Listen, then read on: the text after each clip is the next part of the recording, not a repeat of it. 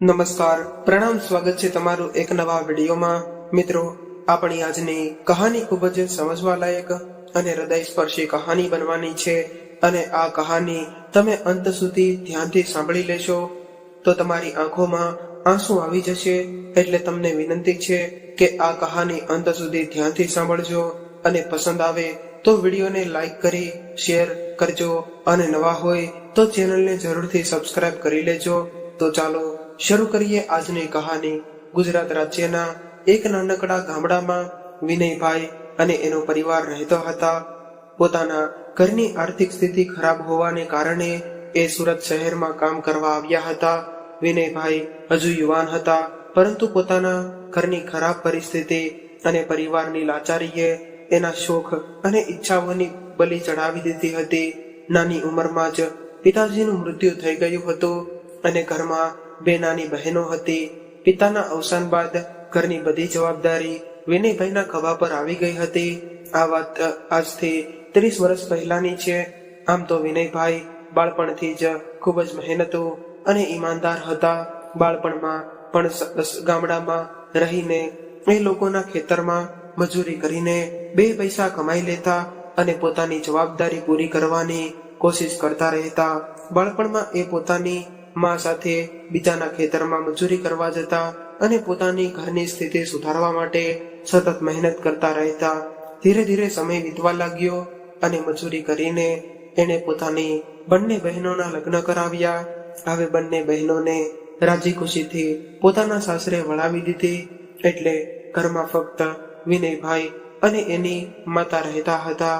એની માતાની ટીબીની બીમારી હતી, એટલે ધીરે ધીરે તેની તબિયત વધારે બગડવા લાગી। માની તબિયત વધારે ખરાબ હોવાને કારણે વિનયભાઈને એની ચિંતા થતા રહેતી અને માતાને સાજા કરવા માટે નવા નવા ડોક્ટરોની સલાહ લઈને તેઓ ઈલાજ કરાવવા માટે હંમેશા દોડતા રહ્યા। ઘણા બધા પ્રયાસ કરવા છતાં પણ એ પોતાની માતાને બચાવી ન શક્યા। હવે વિનયભાઈએ માતા પિતાની બંનેની છત્ર થયા અને ગુમાવી દીધી હતી। એક દિવસ વિનયભાઈના શેઠ એના ગામમાં આવ્યા હતા અને વિનયભાઈને કામ કરતા જોઈને એને એવું લાગ્યું કે આ વ્યક્તિ ખૂબ જ મહેનતુ અને પ્રામાણિક છે। એટલે તેણે તેમને પોતાની પાસે બોલાવ્યા અને એવું કહ્યું કે વિનય, તું મારા કારખાનામાં કામ કરવા આવી શકે તો હું ત્યાં સારો પગાર પણ આપીશ, કેમ કે મારે એક પ્રામાણિક માણસની જરૂર છે। ત્યારે વિનયભાઈ થોડીવાર માટે વિચારમાં પડી ગયા, કારણ કે વર્ષોથી રહેતા એક ગામને છોડીને જવામાં એને જરા પણ રસ ન હતો। પરંતુ હવે આ ગામમાં રહેવાનો પણ કોઈ હેતુ હતો નહીં। અંતમાં તેમણે શેઠ સાથે થઈને એક કારખાનામાં કામ કરવાનું નક્કી કર્યું। હવે એ પોતાનું ગામ અને એના માતા પિતાએ બનાવેલું ઘર છોડીને શહેરમાં જવા માટે નીકળી ગયા। રસ્તામાં એને હજુ એના માતા પિતાએ ખૂબ જ પ્રામાણિક કરીને બનાવેલા ઘરની યાદ આવી રહી હતી, પરંતુ હવે એક ઘરમાં એનું એકલાપણું અને એને ખાઈ રહ્યું હતું। હવે શહેરમાં આવીને એણે પોતાનું કામ શરૂ કર્યું અને હવે એના શેઠ પણ એને ખૂબ જ સારી રીતે રાખતા હતા। સમયની સાથે વિનયભાઈની ઉંમર લગ્ન લાયક થઈ, એટલે તેના શેઠે સોનલ નામની યુવતી સાથે એના લગ્ન કરાવી દીધા। હવે તો બંને પતિ પત્ની એકબીજાને સાથે સહકાર આપીને આગળ વધવા માટે પ્રયાસ કરવા લાગ્યા અને સમયનું ચક્ર ક્યારે ફરે છે એ કોને ખબર હોય। વિનયભાઈની મહેનત હવે રંગ લાવી અને એને કંપનીમાં એક મામૂલી નોકર તરીકે કામ કરવા લાગ્યા હતા। એ કંપનીમાં એને મેનેજર તરીકેનો હોદ્દો આપવામાં આવ્યો અને આ ગરીબ ઘરનો દીકરો એક દિવસ આવડી મોટી કંપનીનો મેનેજર બની જશે એ કોઈને ખબર હતી। એની બંને બહેનો પણ ભાઈની આવી પ્રગતિ જોઈને અત્યંત ખુશ થઈ ગઈ। એક સમયે રોજ ઉઠીને બીજાના ખેતરમાં મજૂરી કરવા જવા વાળો વિનય આજે એક મોટી કંપનીનો મેનેજર હતો। સમયને બદલતા વાર નથી લાગતી, એવી જ રીતે ધીરે ધીરે એના લગ્નને 5 વર્ષ થઈ ગયા। હવે એના ઘરે પારણું બંધાયું અને એક દીકરીનો જન્મ થયો। વિનયભાઈની દીકરી કાજલ જાણે એના માટે ધનનો ભંડાર લઈને આવી હોય એવી રીતે દીકરીના જન્મ બાદ વિનયભાઈની પ્રગતિ ખૂબ જ ઝડપથી વધવા લાગી. હવે બીજાની કંપનીમાં મેનેજર તરીકે નોકરી કરી રહેલા વિનયભાઈ આજે કાજલ ઇન્ડસ્ટ્રી નામની કંપનીના માલિક બની ગયા હતા. એની લાડકી દીકરી ભણવામાં ખૂબ જ હોશિયાર હતી. કાજલ વિનયભાઈ માટે એટલી લાડકી હતી કે તેના પત્ની ઘણીવાર એવું કહેતા કે તમે તમારા લાડકોડમાં દીકરીને બગાડી દીધી છે, પરંતુ જ્યારે તમારી આ દીકરી સાસરે જશે ત્યારે તમને તમારો જીવ નીકળી ગયો હોય એવું લાગશે. ત્યારે વિનયભાઈ એવું કહેતા કે દીકરી તો પારકું ધન કહેવાય, પરંતુ હું મારી દીકરીને મારાથી દૂર નહીં જવા દઉં. આવી રીતે થોડો સમય વીતી ગયો અને કાજલ યુવાન થઈ અને ઉંમરની સાથે વિનયભાઈ અને એના પત્ની કાજલ માટે કોઈ યોગ્ય છોકરાની શોધ કરવા લાગ્યા. અને હવે કાજલનો અભ્યાસ પૂરો થઈ ગયો હતો એટલે વિનયભાઈએ એની દીકરીને વાત કરી કે કાજલ, મારે તારી સાથે અગત્યની વાત કરવી છે. બસ આટલું કહીને વિનયભાઈએ વાતની શરૂઆત કરી દીધી અને કહેવા લાગ્યા કે બેટા, હવે તારો અભ્યાસ પૂરો થઈ ગયો છે એટલે હું અને તારી મમ્મી એવું ઈચ્છીએ છીએ કે હજુ અમારી હાજરી છે ત્યાં સુધીમાં કોઈ સારો યુવક શોધીને ખૂબ જ ધામધૂમથી તારા લગ્ન કરાવીએ. આટલું સાંભળતા જ કાજલ ગુસ્સે થઈ ગઈ અને કહેવા લાગી કે પપ્પા, શું હું તમને બોજ લાગુ છું કે તમે મને પરણાવવા માંગો છો? ત્યારે વિનયભાઈ હસીને કહેવા લાગ્યા કે અરે મારી નટખટ દીકરી, એક પિતા માટે એના કાળજાનો કટકો ક્યારેય બોજ ન હોય, પરંતુ સમાજનો નિયમ છે કે દીકરીને ગમે તેટલા લાડકોડથી ઉછેરીને મોટી કરો, અંતમાં એને એના સાસરીએ વળાવવી પડે છે. દીકરીની આવી વાતચીત પિતાની ચિંતા અને દીકરીની બાપને છોડવાની જવાની ચિંતા દેખાઈ રહી હતી. ત્યારે વિનયભાઈ કહેવા લાગ્યા કે બેટા, કદાચ તને તારી ઓળખાણમાં પણ કોઈ છોકરો પસંદ હોય તો મને ખુશીથી જણાવી દેજે, કેમ કે તારી ખુશીમાં જ અમારી ખુશી છે. ત્યારે કાજલ બોલી કે પપ્પા, તમે તો મારા ભગવાન છો અને ભગવાન ક્યારેય કોઈ ખોટો નિર્ણય ન લે. ત્યારબાદ હંમેશા રમૂજ અને મજાક મસ્તી કરવા વાળી કાજલ ઉદાસ થઈ ગઈ. એટલે વિનયભાઈને મનમાં અફસોસ થઈ રહ્યો હતો કે તેણે કાજલ પાસે કોઈ ખોટા સમયે વાત કરી લીધી છે. કાજલને ઉદાસ જોઈને વિનયભાઈ કહેવા લાગ્યા કે કાજલ, તું આવી રીતે ઉદાસ થઈને કેમ બેઠી છો? બેટા, હું એક પિતા તરીકે મારી જવાબદારી સમજીને તને કહી રહ્યો હતો, પરંતુ જ્યાં સુધી તારી ઈચ્છા ન હોય ત્યાં સુધી આપણે તારા લગ્નની વાત નહીં કરીએ. પરંતુ મને મારી દીકરી ઉદાસ બેસી રહે એ જરાય પણ પસંદ નથી. આટલું સાંભળતા જ કાજલ હસવા લાગી અને બોલી ઉઠી કે પપ્પા, તમે કંઈ પણ કરો, પરંતુ હું તમને અને મારી મમ્મીને છોડીને ક્યાંય નથી જવાની. ત્યારે વિનયભાઈએ દીકરીના માથા પર હાથ મૂકીને એવું કહ્યું કે બેટા, કદાચ મારું ચાલે તો હું 1 મિનિટ પણ તને મારી આંખથી દૂર ન થવા દઉં. બાપ દીકરીનો આવો પ્રેમ જોઈને કાજલની મમ્મીની આંખોમાં આંસુ આવી ગયા અને એ વિચારવા લાગ્યા કે કોણ જાણે એ દિવસે એના પપ્પાની હાલત કેવી થશે જ્યારે કાજલ આ ઘરમાંથી વિદાય લેશે. હવે 1 વર્ષ પછી કાજલના મમ્મી પપ્પાએ એના માટે એક સારો છોકરો શોધી લીધો હતો અને એના લગ્ન કરવાનું નક્કી કર્યું હતું. આ બાજુ કાજલ પણ આ કડવી વાસ્તવિકતાથી વાકેફ હતી કે એક દિવસ તે એને એના મમ્મી પપ્પાને છોડીને કોઈ બીજા ઘરમાં જવું પડશે. પરંતુ કહેવાય છે કે પિતા એક એવી વ્યક્તિ હોય છે જેના પગરખાથી પણ એની દીકરીને લગાવ હોય છે.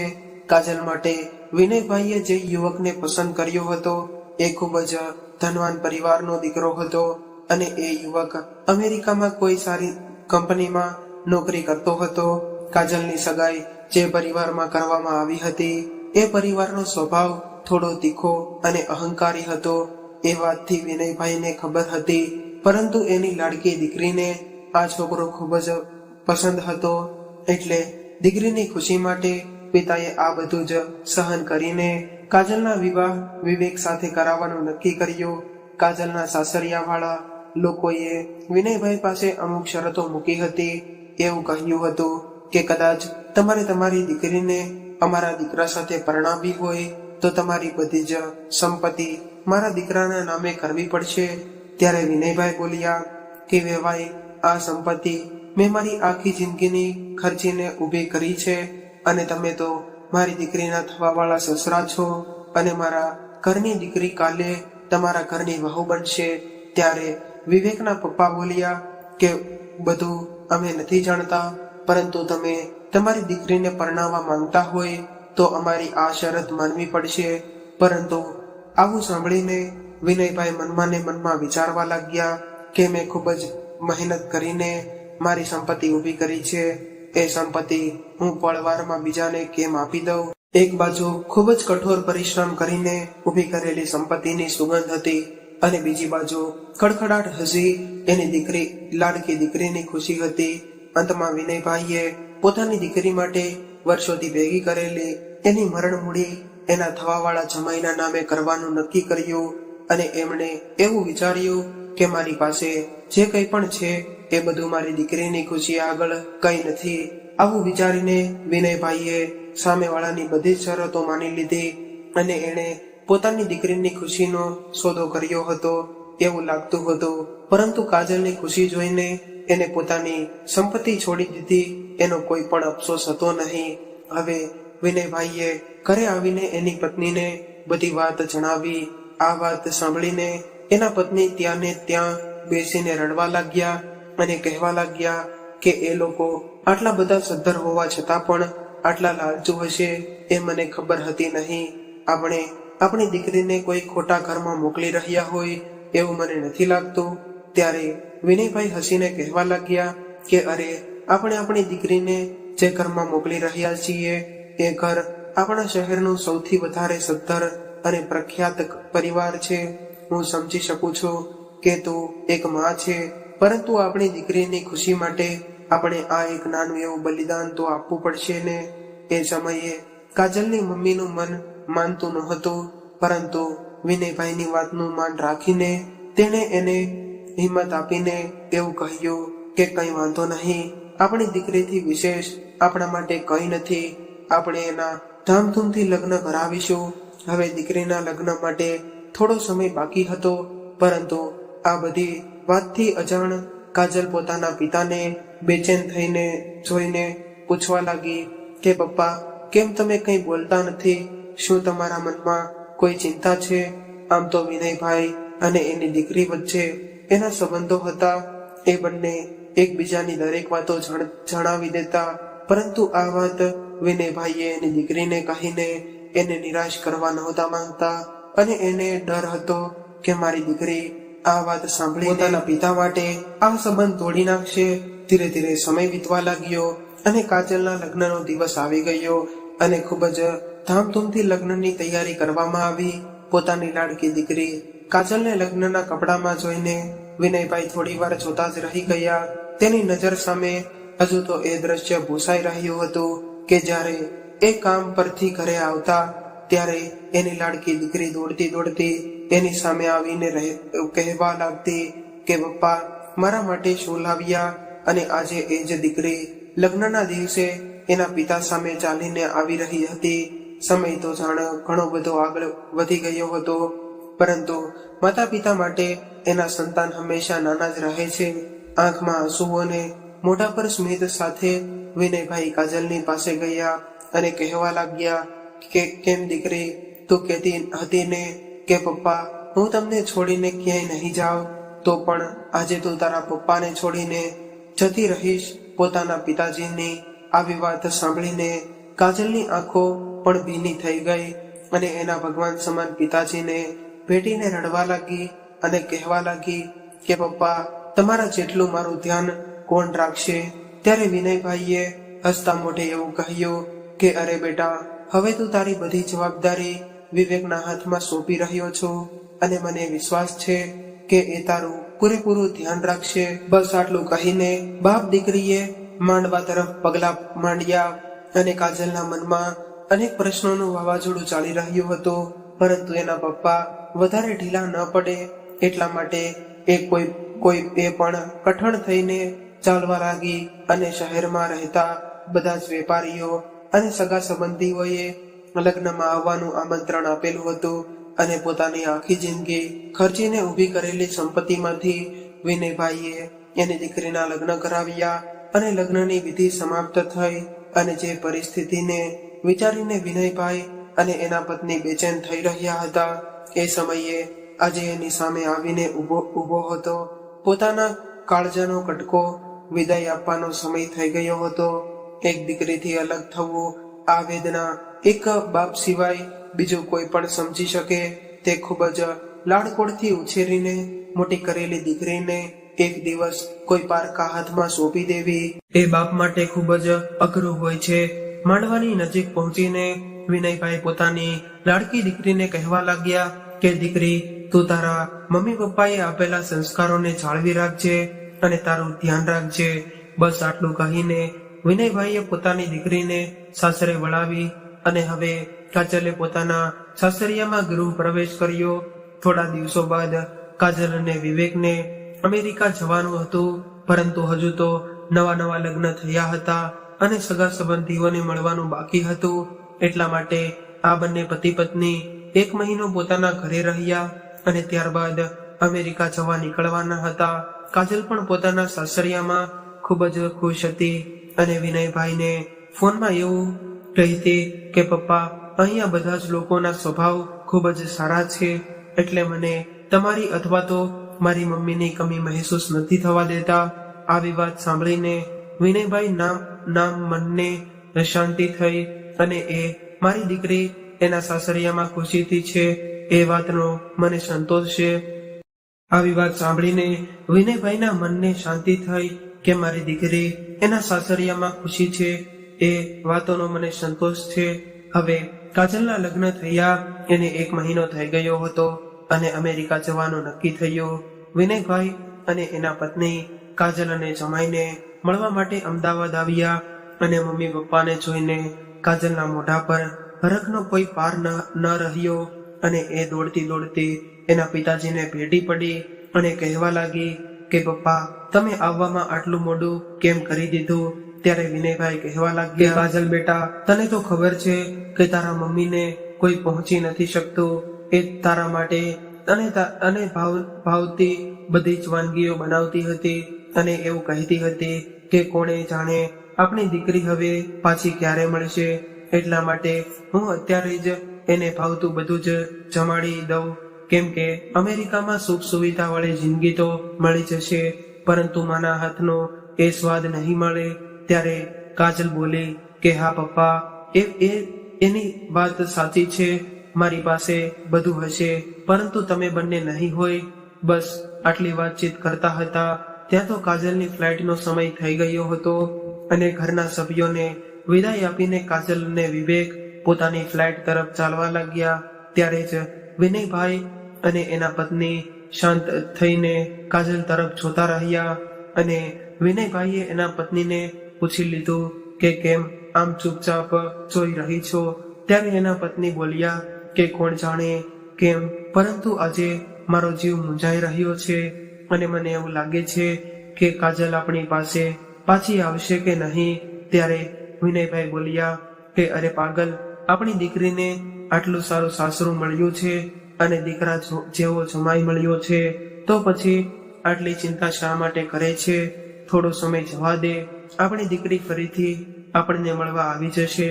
બસ ત્યારથી જ કાજલ અમેરિકા ગઈ અને શરતો મુજબ વિનયભાઈની બધી જ સંપત્તિ વિવેકના નામે કરીને વિનયભાઈ અને એના પત્ની ગામડે આવી ગયા અને કાજલ આ વાતથી અજાણ હતી. કાજલ અમેરિકા ગઈ એને 3-4 દિવસ થઈ ગયા હતા.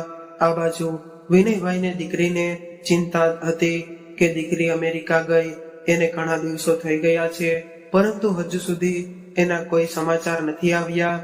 એટલે મનમાં મૂંઝવણ રહેલા વિનયભાઈએ જમાઈને ફોન કર્યો, પરંતુ ફોન પર એને કોઈ જવાબ ના મળ્યો. એ વાતને પણ 15 દિવસ થઈ ગયા હતા. એટલે ફરીથી જમાઈને ફોન કર્યો અને વિવેક ફોન ઉચકીને કહેવા લાગ્યો કે હા પપ્પા, બોલો ને, શું થયું? ત્યારે વિનયભાઈ બોલ્યા કે બેટા, કાજલ ક્યાં છે? તને ગયા એને ઘણા દિવસો વીતી ગયા છે, પરંતુ હજુ સુધી કાજલનો કોઈ ફોન નથી આવ્યો. ત્યારે વિવેક બોલ્યો કે નહીં પપ્પા, એમાં એવું છે કે અમે લોકો શાંતિથી પહોંચી ગયા છીએ પરંતુ અમેરિકામાં ફરવામાં કાજલ તમને ફોન કરવાનું ભૂલી ગઈ હશે અને અત્યારે એ એના કામથી બહાર ગઈ છે. એ આવશે એટલે તમારી વાત કરાવી દઈશ. આટલું કહીને વિવેકે ફોન મૂકી દીધો અને આ વાત સાંભળીને વિનયભાઈના મનને થોડી શાંતિ થઈ અને કાજલના ફોનની રાહ જોઈ રહેલા વિનયભાઈ ફોનની બાજુમાં કલાકો સુધી બેઠા રહ્યા, પરંતુ એની દીકરીનો કોઈ પણ એક પણ વાર ફોન ન આવ્યો. ધીરે ધીરે સમય વીતવા લાગ્યો અને 1 મહિનો વીતી ગયો હોવા છતાં પણ કોઈ સમાચાર ન આવ્યા અને હવે તો વિવેક પણ વિનયભાઈનો ફોન ઉઠાવવાનું બંધ કરી દીધું હતું. આ બાજુ વિનયભાઈને પોતાની દીકરીની ખૂબ જ ચિંતા થઈ રહી હતી. એટલે એક દિવસ વિનયભાઈ વિવેકના ઘરે ગયા અને એના મમ્મી પપ્પાને વાત કરી, પરંતુ આ અહંકારી લોકોએ વિનયભાઈને ન કહેવાના શબ્દો કહીને ઘરમાંથી કાઢી મૂક્યા.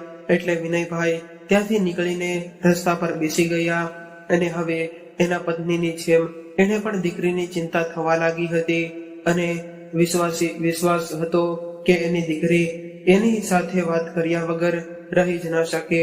એક પિતાની એના સંતાન પ્રત્યેની આવી વેદના કોઈ પણ કઠણ કાળજાના માનવને પણ કરુણ બનાવી દે છે.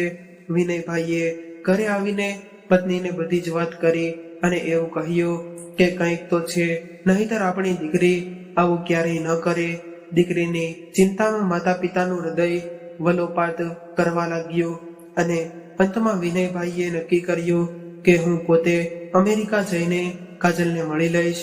પરંતુ વિનયભાઈ પાસે હવે કોઈ મૂડી હતી નહીં, કેમ કે એણે એની બધી જ સંપત્તિ જમાઈના નામે કરી દીધી હતી.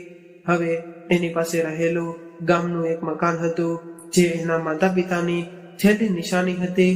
પરંતુ કાજલ પાસે પહોંચવા માટે વિનયભાઈએ ઘણા બધા પૈસાની જરૂર હતી. એટલે એણે પોતાની દીકરી પાસે પહોંચવા માટે એક પિતાએ એના પિતાની છેલ્લી નિશાની પણ કુરબાન કરી દીધી અને અમેરિકા જવાનું નક્કી કર્યું. વિનયભાઈએ પૈસાની વ્યવસ્થા કરી અને અમેરિકા ગયા. તેઓ અમેરિકા તો પહોંચી ગયા, પરંતુ કાજલ અને વિવેક ક્યાં રહે છે અને શું કરે છે એનો એને કોઈ પણ અંદાજો ન હતો. એક નાનકડા શહેરમાં રહેવાવાળા વિનયભાઈને વિદેશનો શું ખ્યાલ હોય.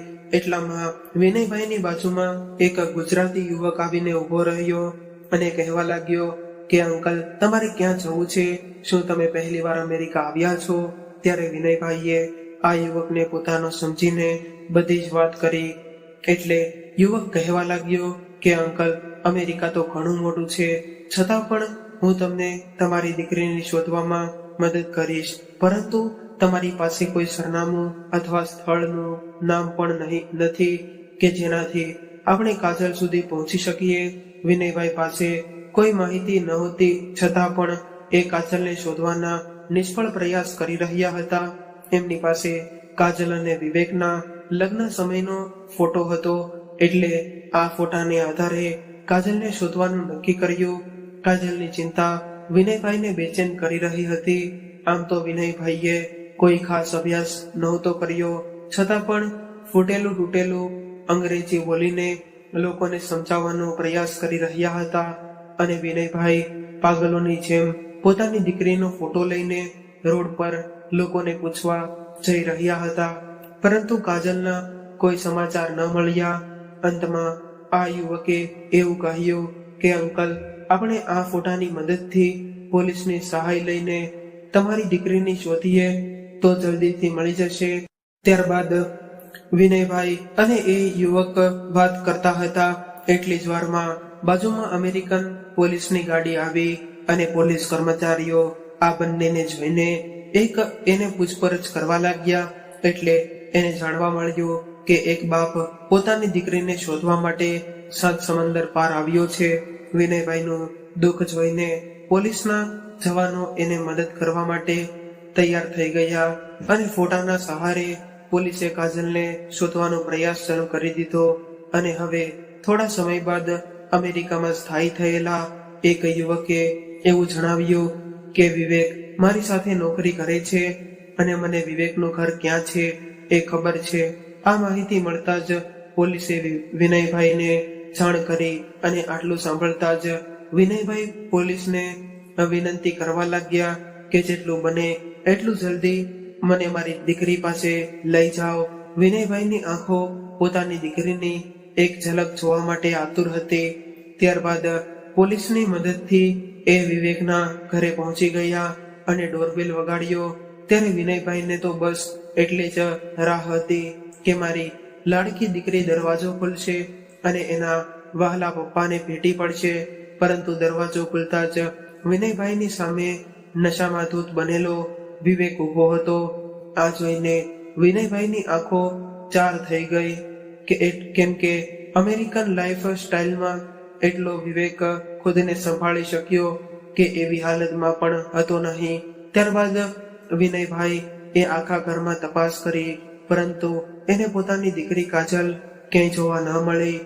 એમને એટલે વિવેકને ઘણીવાર પૂછ્યું કે મારી દીકરી ક્યાં છે અને શું થયું છે, પરંતુ વિવેક એના હોશમાં નહોતો. અથાગ પ્રયાસ કરવા છતાં પણ કાજલનો કોઈ પણ પતો ન મળ્યો. હવે આ હારી ગયેલા બાપ ત્યાં ને ત્યાં જ બેસીને ચોધાર આંસુએ રડવા લાગ્યો. અંતમાં ગમે તેમ કરીને પોતાની જાતને સંભાળીને ભારે પગલે પોતે દીકરીના ઘરની બહાર એક બાકડા પર બેસી ગયા અને બાકડા પર બેસતાની સાથે જ સામે નજર પડી કે નજર સામે એક સુંદર મજાનું દ્રશ્ય જોવા મળ્યું, જેમાં દરિયો હિલાળા લઈ રહ્યો હતો. એમાં કાજલનું બાળપણ એની આંખો સામે તરી રહ્યું હતું અને આંખમાંથી બોર બોર જેવડા આંસુ પડી રહ્યા હતા. અને આ કરુણ દ્રશ્ય બાજુમાં ઉભા એક વૃદ્ધ મહિલા જોઈ રહ્યા હતા. એટલે આ મહિલાએ એટલું તો સમજાઈ રહ્યું હતું કે નક્કી આ કાજલના પપ્પા છે. ત્યારબાદ એ અમેરિકન મહિલાએ એને અજાણી ભાષામાં લખેલો પત્ર વિનયભાઈના હાથમાં આપ્યો અને આ પત્ર વિનયભાઈએ જોયો તો ગુજરાતી ભાષામાં લખેલો હતો અને વિનયભાઈએ અક્ષરને બરાબર રીતે ઓળખતા હતા, કેમ કે એ અક્ષર એની દીકરી કાજલના હતા. ખરડાયેલા તેમજ ધ્રુજી રહેલા હાથમાં એ પત્ર જાણે વિનયભાઈને કંઈક કહી રહ્યો હતો. દૂરના નંબર હતા, પરંતુ નજીકમાં રહેલો એ પત્ર વિનયભાઈ સ્પષ્ટ રીતે વાંચી રહ્યા હતા. પત્રમાં એવું લખ્યું હતું કે પપ્પા, મને નથી ખબર કે આ પત્ર તમારા સુધી પહોંચશે કે નહીં, પરંતુ મેં તમારા આપેલા સંસ્કારોને જાળવી રાખવા માટે મારાથી બનતી બધી જ કોશિશ કરી હતી, પરંતુ મારાથી આ બધું સહન ન થયું અને થાકી હારીને હું મારું દુઃખ અને તમને જણાવીને તમને દુઃખી કરવા નહોતી માંગતી. તમારી આંખો એ સેવેલા એ સપના કે તમારી દીકરી વિદેશમાં જઈને આરામથી જિંદગી જીવશે, પરંતુ આ સપનાઓ બસ સપના જ રહી ગયા. વિવેક અને હું અમેરિકા તો આવી ગયા, પરંતુ અહીંયા આવીને મને ખબર પડી કે આ લોકોએ આપણી સાથે કપટ કર્યું છે અને વિવેકને નશો કરવાની આદત છે. નશામાં ધૂત વિવેક તમારા પર ન કરવાના અત્યાચારો કરતો હતો અને પરંતુ તમારી માન મર્યાદા જાળવી રાખવા માટે મેં બધું જ સહન કરી લીધું. છતાં પણ દિવસે ને દિવસે વિવેકનો ત્રાસ વધતો ગયો અને અંતમાં મારી પાસે બીજો કોઈ રસ્તો ન રહ્યો. એટલે કોઈને પણ તકલીફ આપ્યા વગર હું મારું જીવન ટૂંકાવું છું અને મને ખબર છે કે તમે અને મારી મમ્મી આ વાત સાંભળીને તૂટી જશો, પરંતુ તમે તમારા દિલ પર પથ્થર રાખીને મારો આ પત્ર વાંચજો.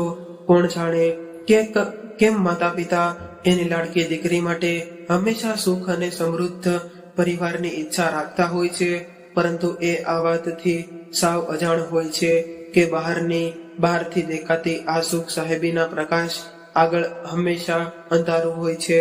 પપ્પા, કોણ જાણે મારા જેવી કેટલી દીકરીઓને આ સુખ સુવિધાની લાલચ ગળી ગઈ હશે. આટલું વિચારતા જ વિનયભાઈના મનમાં ચાલી રહેલો કાજલના ખડખડાટ અવાજનો હસવાનો અવાજ આજે એને આ નિસહાય બની ગયેલી દીકરીના ડુસકાનો અવાજ કે પપ્પા મને બચાવી લ્યો એવી રીતે પોકારતો હોય એવું લાગી રહ્યું હતું. અંતમાં એટલું જ કહીશ કે મારા શોખ પૂરા કરવા માટે તમે તમારી જિંદગી લગાવી દીધી અને મને એ વાતનો કોઈ અફસોસ નથી કે તમે આ દુનિયાના બેસ્ટ પિતા છો. પિતાજી, મને માફ કરજો અને તમારું ધ્યાન રાખજો. બસ આટલું વાંચતા જ વિનયભાઈના હાથ જાણે બરફ બની ગયા હોય એમ કઠણ થઈ ગયા હોય. એવી રીતે થોડીવાર માટે તો એને કંઈ સમજાયું નહીં કે આ શું બની ગયું. દીકરીને ગુમાવ્યાનો આઘાત વિનયભાઈ સહન ન કરી શક્યા અને એ જોર જોરથી રડવા લાગ્યા અને વિચારવા લાગ્યા કે મેં મારી દીકરીની ખુશી માટે કરેલા બધા જ ત્યાગના બદલામાં મારે મારી દીકરીને જત્યાગવી પડી હતી. મારી દીકરીને સર્વશ્રેષ્ઠ સાસરું આપવાની લાલચમાં કપટી માણસોના હાથમાં મોકલી દીધી અને કપટી માણસ દુનિયામાં કોઈનો સગો નથી હોતો. અને આ વાત મને આજે મારી દીકરીનો જીવ આપીને સમજાય છે. વિનયભાઈ આવું વિચારતા હતા ત્યારે જ એને હૃદય રોગનો હુમલો આવ્યો અને એ ત્યાં જ ઢળી પડ્યા અને એના પ્રાણ નીકળી ગયા. મિત્રો, આ વાર્તા તમને કેવી લાગી કોમેન્ટમાં જરૂરથી જણાવજો અને પસંદ આવી હોય તો વિડીયોને લાઈક, શેર અને નવા હોય તો ચેનલને જરૂરથી સબસ્ક્રાઇબ કરજો. હર હર મહાદેવ.